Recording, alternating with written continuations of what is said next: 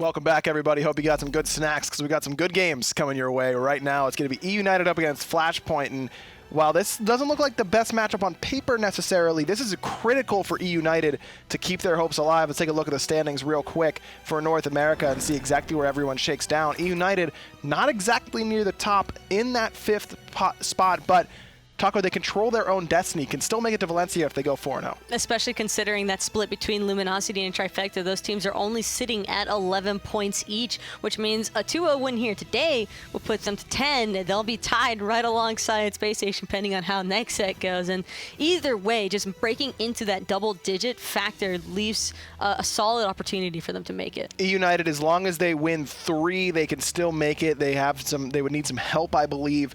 But if they win 4, they're in. And so you got to win these games up against the teams that you're expected to beat. Ready to go for picks and bans between game number 1, eUnited and Flashpoint. And again, this is one of those matches where you just cannot afford to overlook your opponent, because despite Flashpoint not finding any victories quite yet on this split, there's a pretty competitive roster. And we saw yesterday in Europe, it was Burrito. They have 0 wins in the set. In the split, excuse me, and they almost found the win over Obey. Yeah, they were only missing a little bit of player experience. If they'd had, Yader actually said it himself, if they'd had a little bit more experience with the SPL and competitive play, they probably would have lost that game. And realistically, the same thing is still possible for Flashpoint here.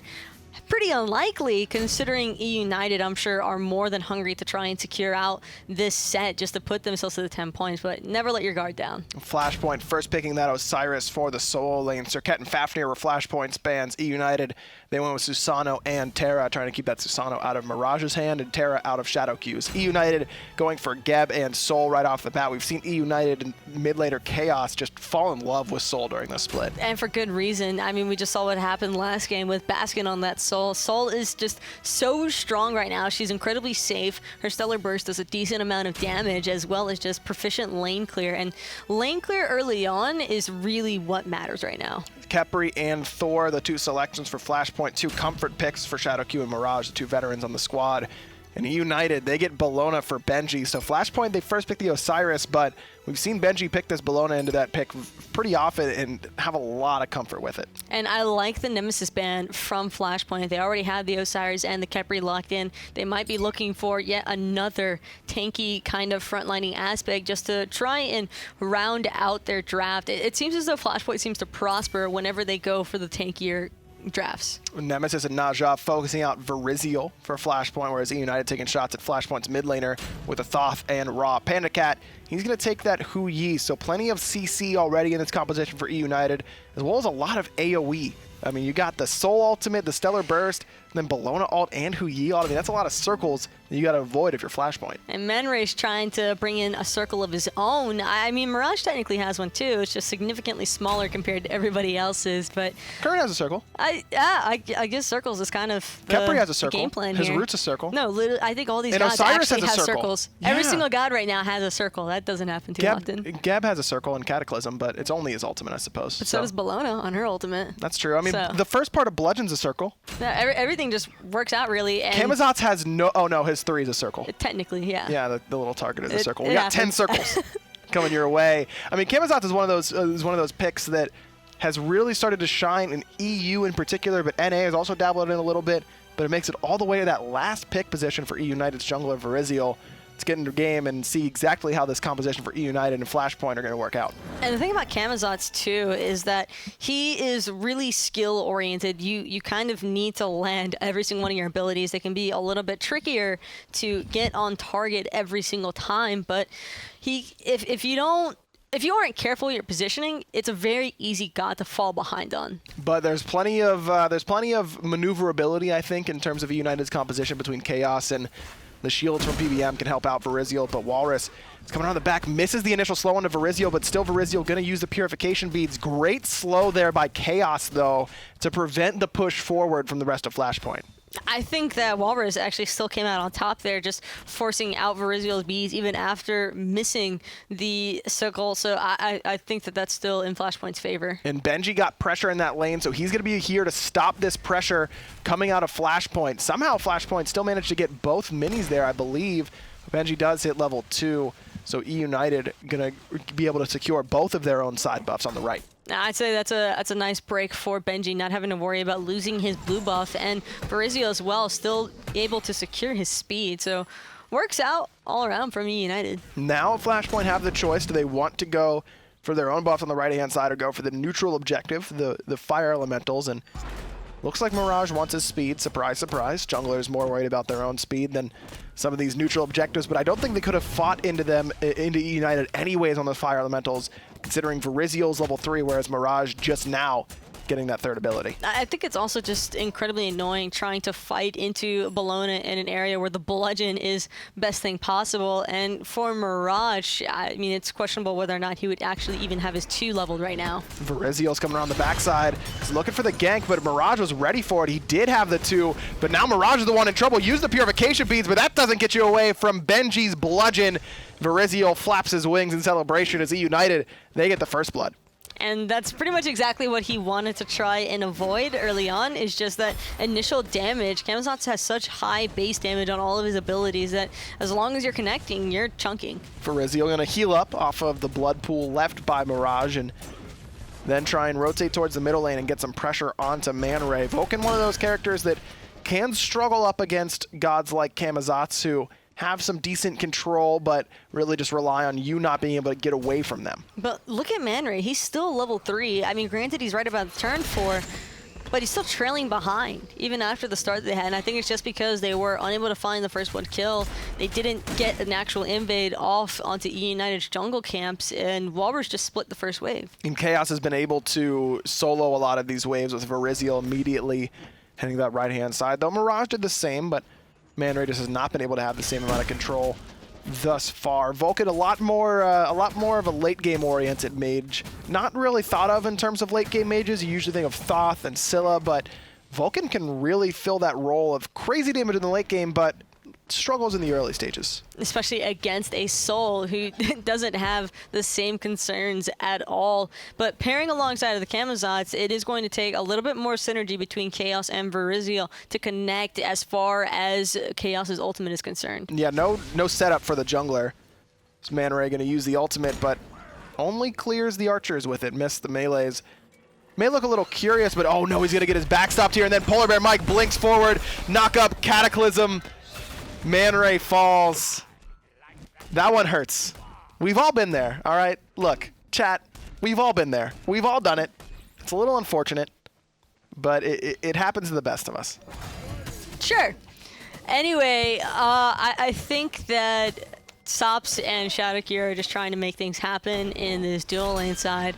At least they secured their own buffs despite that death coming through in the mid lane. And ManRay doesn't have a starter item. Instead went for this Book of Thoth rush right off the bat, electing to try and get himself closer to that late game where Vulcan can be very impactful, but like I mentioned, struggles in the early. But whenever you finish off a big power item like Book of Thoth right to start it off, does give you some extra power, yes, but you do sacrifice that mobility and penetration that the boots give you.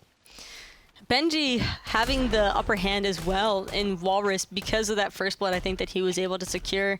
That was a pretty big pickup for him. And as an Osiris, it's never a fun time when you're falling behind the Bellona. And now it's going to be Mirage heading over to try and give Whalrus some help on this right-hand side. But Benji's willing to take the 2v1, and after Mirage misses the stun on the bludgeon, he's going to eat a bunch of damage because of that, making sure that he pays for his transgressions. Benji with no fear, and this is what we've come to expect from Benji. He's kind of taken over this helm of bully solo laners who don't care what you do or what you think.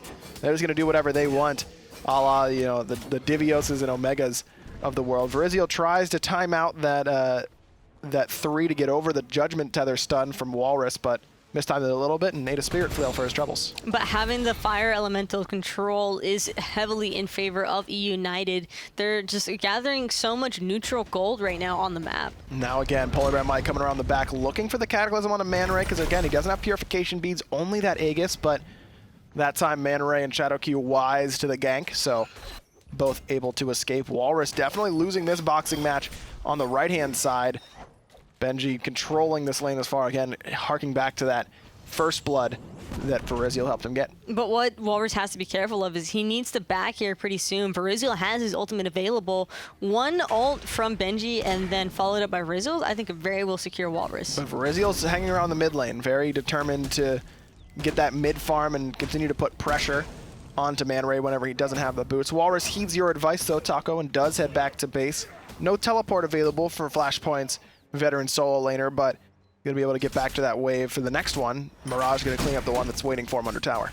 And I know that that's farm that Mirage is more than happy to secure as a jungler. Having that early death is, and then Benji poking him out in that soul lane side can make things pretty difficult. Pretty quiet start after the explosive beginning between Flashpoint and eUnited, and eUnited's composition really does start to shine in that mid to late game stage. I mean, Khaos on this soul, like you mentioned, doesn't have the early clear problems that Vulcan can suffer from, but in terms of effective player damage, Soul really does take a little bit of time to become relevant. You could say the same about Hu Yi in terms of the team fights.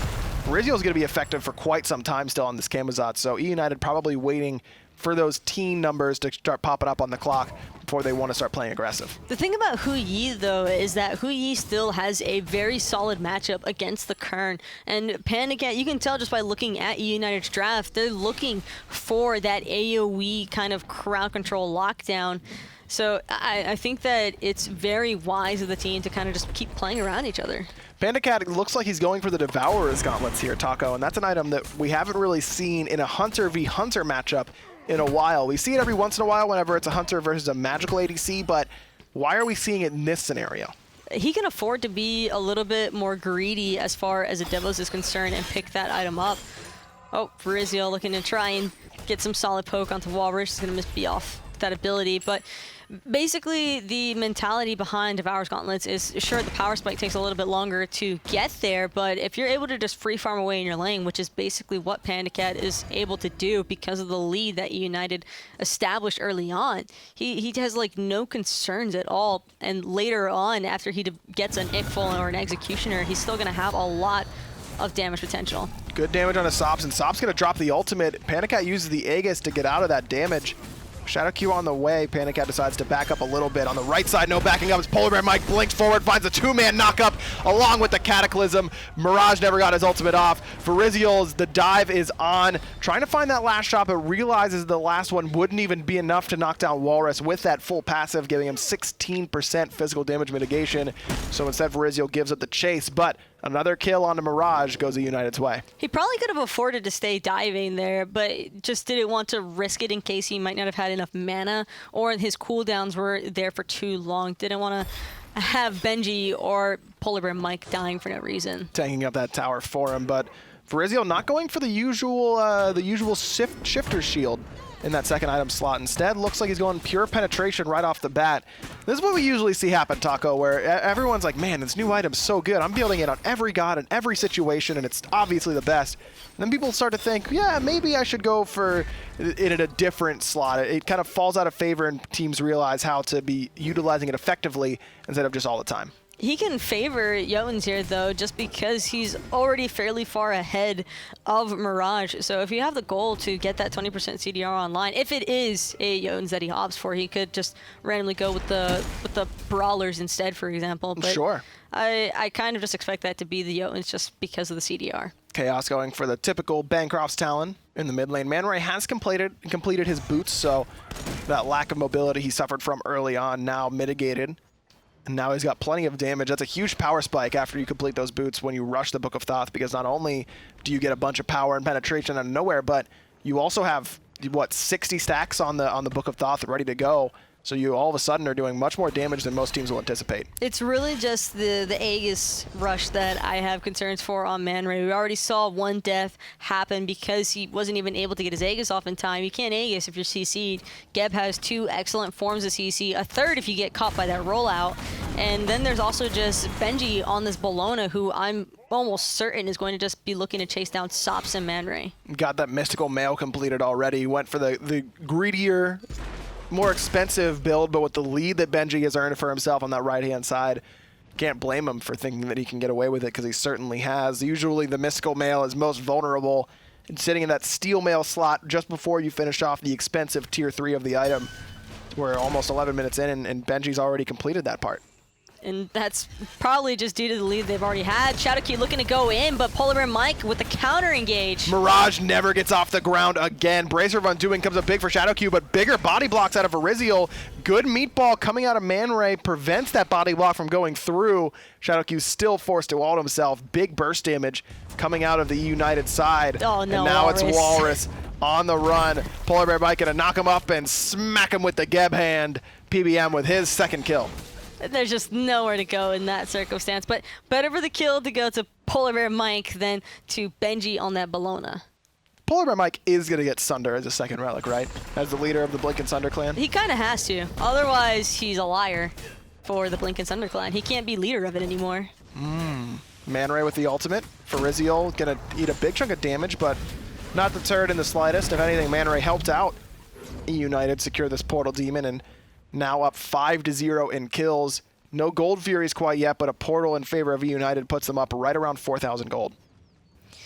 This is kind of going the way that I think most people expected it to as far as eUnited and Flashpoint are concerned. I do think that eUnited are very much taking this match seriously. Cheeky ricochet from PandaCat there. It's kind of a heat check. Like, yeah, I can hit this if I need to later on. Keep that in mind, Sops. And Sops has gone for less... PandaCat's build is very traditional. It's what we used to see all the time in Smite. The lifesteal rush.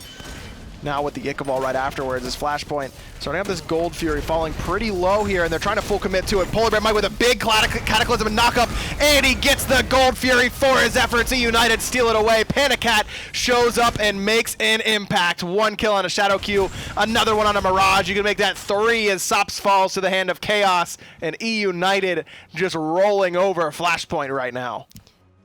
That's pretty much game. I don't like saying that's game in advance for a lot of these circumstances, but nobody was zoning on the side of Flashpoint. They kind of just let the Geb roll in and cataclysm everybody into a knockup. See, I would agree with you, but PolarBearMike went shell. That's not a Sunder, Taco. Yeah, well, I mean, yeah, maybe PolarBearMike was just a liar. Yeah, just not holding up his end of the bargain. eUnited doing everything they can, though, despite Mike lying directly to them, by getting that tier 1 tower in mid and in left. That's another 1,000 gold on top of the couple hundred they just got from stealing away that Gold Fury. The gold lead was already pretty big, but now getting to be catastrophic. 8,000 at 13 minutes is very difficult to overcome. More so than that, 10K experience. Yeah, for me, it's really the experience difference that kind of spells it out. Flashpoint, their mindset, I think, when trying to secure that Gold Fury is almost like a last-ditch effort. It's kind of like when you go for the Fire Giant knowing that you're drastically behind the enemy team. You just do it because it's sort of your last hope to catch up or try to delay the game a little bit longer so you can try and catch up. But ultimately, when you lose it in that manner, it's just too much. PandaCat getting baited right now by Sops. There's the ultimate out of Mirage, and the CC chain is good. Sops going to be able to survive. Great gank there from Mirage. But now Sops has got to get out of danger. Ariziel blinks forward and finds him with the Vampiric Bats. Flashpoint got on the board, but eUnited immediately answer back. PolarBearMike just off the mark with that Blink Cataclysm. We gotta impeach him from the Blink and Sunder clan. There's the ultimate out of Shadowq, keeping Mirage alive. Khaos drops his own ultimate, but doesn't come up with any kills because of it. So Flashpoint answer back a little bit there, finding the kill on a PandaCat. This is inexcusable. I bet if he had Sunder there, he would have hit that Cataclysm. Close the gap, yeah. So. You know what we should do? We should make Sunder slow. That would have made him Somebody's going to take that seriously. Yeah, I know. I'm just waiting for it. But wait, what do you mean? I am serious. Oh, God, aggro. Stop. How could I not be serious about that? Come on, man. Sunder's too broken.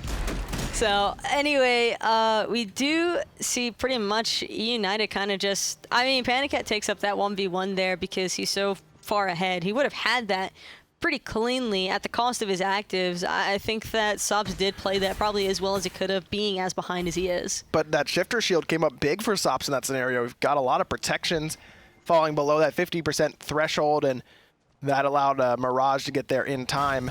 Now Sops has to be worried, though, because Benji is on the way, knowing that Sops doesn't have any purification beads. Look at the route that Benji's taking. Sops Could have just tried to back, but instead Benji gonna let him go. I don't think no ward vision, so nowhere to tell exactly if Sops had backed or where he was on the map. The thing is, though, about the shifters, I like the mindset behind it most of the time. Meanwhile, PolarBearMike trying to roll in again to victory, but everybody from Flashpoint just going to fall back to that T2 tower. But like I was saying, I like the mindset behind shifters. You kind of need to stay above 50% health, though, if you want the full benefits of it, because that's where you get the power from. If you're not above 50% health, sure, you get a little bit of protections, but when your whole team is behind, you kind of anticipate not being able to stay healthy. Just look at Mirage. Surprise, Mirage already knocked below that threshold that you were talking about. Verizio and Khaos both waiting in the wings, forcing out the Aegis from Flashpoint's jungler.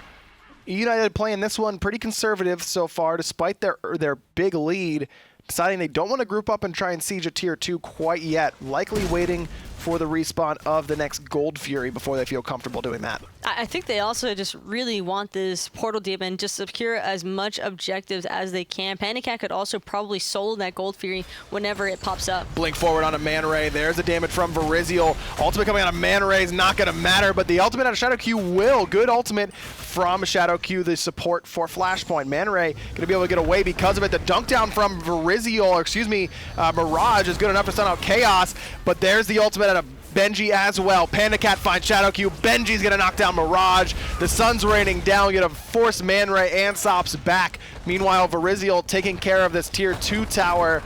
There's the engagement that eUnited was looking for, waiting among Flashpoint's speed buff respawn.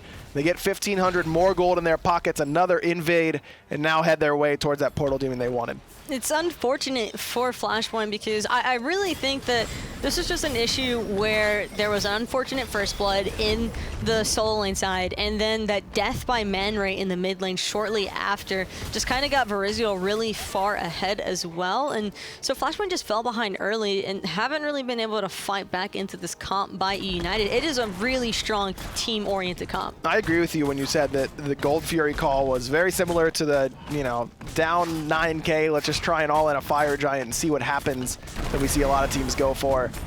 But Flashpoint's call for that was a little bit early in my mind. I mean, yes, Verizio was very far ahead and Mirage was not, but I just feel like they probably could have held off on an all-in potential a little bit longer than they did.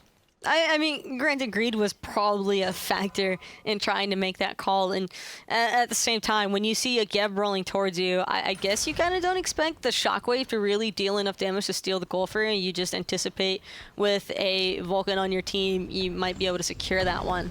Well, trying to secure this Fire Giant as eUnited.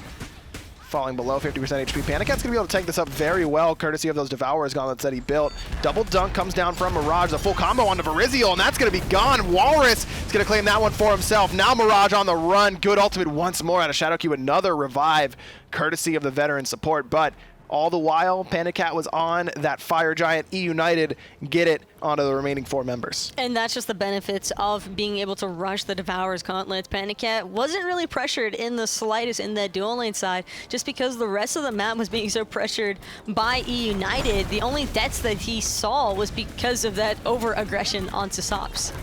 Tier 2 tower on the right, no longer.